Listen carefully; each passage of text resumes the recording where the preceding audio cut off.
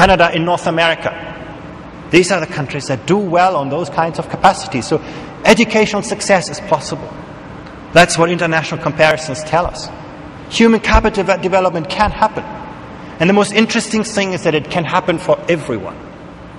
The second big challenge that we see in human capital development is how do you actually make sure that your entire population benefits from this change? It's very easy to teach a small elite.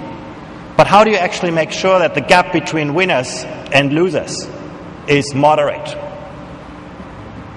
If you do that, if you measure, for example, to what extent does social background, the social context from which people come, determine their success in education, human capital, their success at the workplace.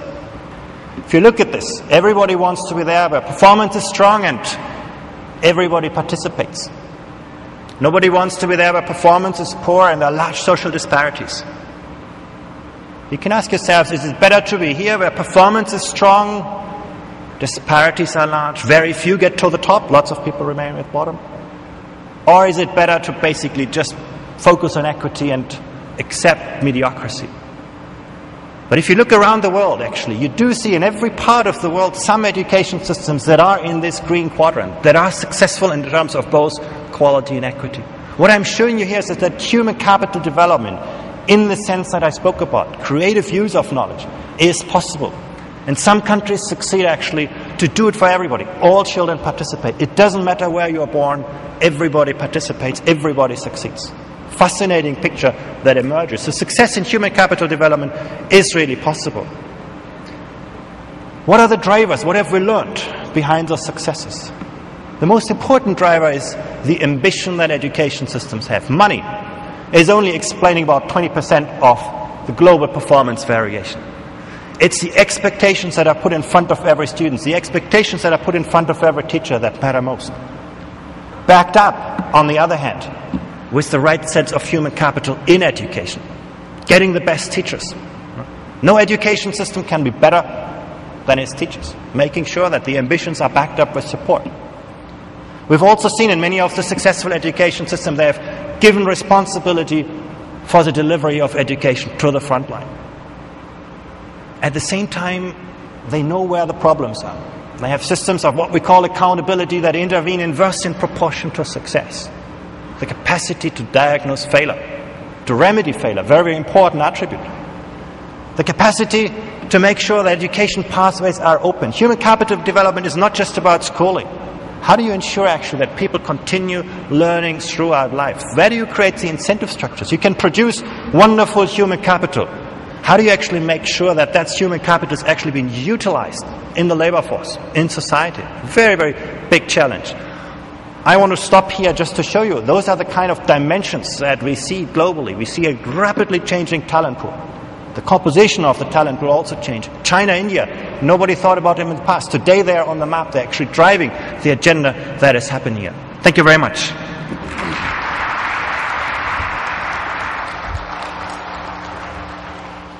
Thank you, Andreas. A number of different things come out of that study. We don't have the luxury of a lot of time, so I'm going to ask our opening comments to be a little bit shorter than we originally planned. Don't go the entire 5 minutes if we can, because I want to open up the floor to questions. Dr. Mona Moshed is a partner at McKinsey & Company, is co-partner, is that right? Co-author of the Global Education Initiative, co-leader of the program. So you're taking, as Andreas talked about, the different skill sets from the Western countries, taking them into the Middle East experience, and taking it outbound. You've worked with a number of different governments. What do you think is essential here, where we are today in Saudi Arabia, in terms of establishing a lasting base for human capital? Just bring this closer to you. So, essentially, across the region and also in the kingdom, we have been able to achieve access. So we are able to get students in seats in classrooms. The challenge now is about quality, and I would point to 3 facts that in particular to me are the most striking about what is the magnitude of challenge that is in front of us. Fact number 1 is that in terms of our performance on international assessments, similar to those which Andreas was just speaking about, the countries of the region rank bottom.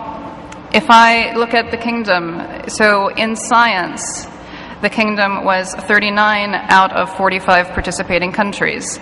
In math, it was 43 out of 45 participating countries. And so then when you ask the question of what does it mean to be at the bottom, essentially that's about 8th graders struggling with subtraction. And let me just give you an example. So one of the questions on these international assessments is about if Alice ran a race in X seconds and Betty ran that same race in Y seconds, then how much faster was Alice relative to Betty? And in the kingdom, only 19% of students got that answer correct. In Singapore, 90% of students got that answer correct. So when you put that collectively together, that is not to say that there are not certain schools that are high performing or that there are not certain students and teachers that are high performing, but the question here is about the level of the entire system. And when you look at the level of the entire system, the international assessments group skill categories into 5. The top is advanced and the bottom is showing little to no mathematical skill in this case. And in the kingdom, 80% of students were in this category of little to no mathematical skill. And so the question is, given the fact that we also have a very high youth population, so in the kingdom about 40% of the population is youth, the question here is, are we able to transform the system fast enough to keep pace with all the youth that are coming down the line? And that's really the question. And if I could just say the one thing which is most important and most fundamental to changing this tide, it's the teacher. When you look at the top performing school systems,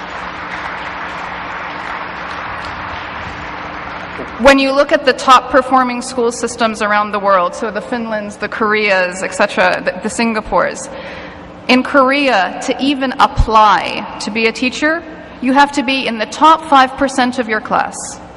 In Finland, to apply to be a teacher, you have to be in the top 10% of your class. In Singapore, Hong Kong, you have to be in the top 30% of your class. Unfortunately, in the region, to be a teacher, we say if you're in the bottom 10 to 20% of your class, this is the profession for you.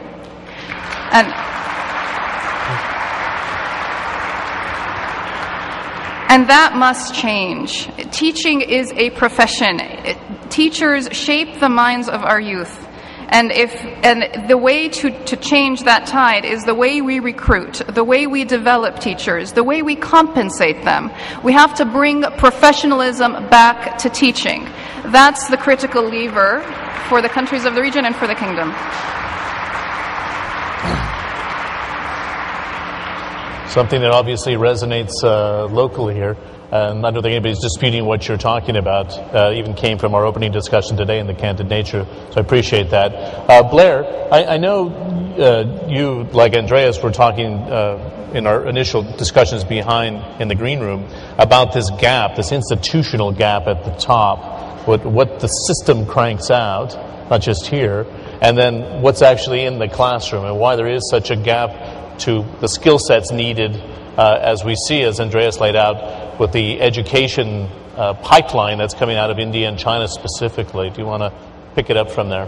So, I think you have to look at sort of the forces that are driving the effect, and the thing you need to recognize is that they're accelerating. Right? So there are really sort of two forces. One of them is that the world is increasingly dynamic and globally interdependent, right? And so where talent exists in one place can actually sort of serve the needs of the entire world, and that can move really, really quickly as capability shifts around the world. So the speed at which the phenomena Andreas is describing are happening faster. The second piece is that technology is making possible things we couldn't even envision before, right? And so if you look at those two forces, I think the dilemma is that at the institutional level, we're spending time worrying about very, very important issues like social justice. So is everyone getting access to education? But we're not causing ourselves to sort of step back and ask some fundamental questions. So let me do that at sort of 4 levels of analysis, right? As a student, the question, there's some really compelling things you have to think about. So, for example, 8 out of the top 10 jobs that exist in the United States today did not exist 10 years ago. If that's a phenomenon of the world and it's going to accelerate, the question you have to pose as a student is, how do I prepare myself for a world that I do not know yet exists? And so the nature of what it means to learn is radically different. Where we used to say, I want to be a physician, I knew what that was, right? It's much, much, much harder to sort of anticipate. At the teacher level, the effect is really kind of, there's some profound issues. So for example, as a professor in a major university, one of the things we assume is that we are experts and therefore belong in the front of the room. Any student who has Google access in the back of the classroom knows more about the subject matter than I do when I step to the front of the class. The consequence of that is that we have to rethink entirely the role of what it means to teach. Right? Now, when you go to the institutional level, like the school or the university or the school board, we have to sort of radically rethink both the sort of structure of how we're organized, the curriculum we have, and the methodologies we use. Let me use curriculum as the example. In North Carolina, in the public school system, we require 2 years of North Carolina history. No offense to my home state, there isn't 2 years of North Carolina history. But we have 1 year called Global Civilization, which covers everything that's not European and North American. How can a kid graduating from that system possibly compete in the world we live in today? So our institutional level is incredibly parochial. Right? The sort of second challenge, I could stay at that level for a minute, is it's just sort of the way in which we're structured. So envision the business school, the business I'm in now. Business schools are regionally predicated. So Fuqua is a U.S.-based school. London Business School is a British institution. INSEAD is a European institution. They are based on disciplines that are really quite distinct from each other, not interconnected, and they're isolated from the rest of the university. So there's a reason that Harvard Business School is on the other side of the Charles River. The university thinks of it as a trade school, and Harvard Business School thinks of the rest of the university as a set of communists. So the consequence, that was meant as a joke, the consequence of that is that we can't pull in School of the Environment, we can't pull in the School of Public Policy, we can't pull in political science as a perspective. We're not preparing the people we need in business. Now let me move to the institutional level, at the level of sort of the state or the region. I think the fundamental problem is that we haven't caught up with the speed at which the change is occurring.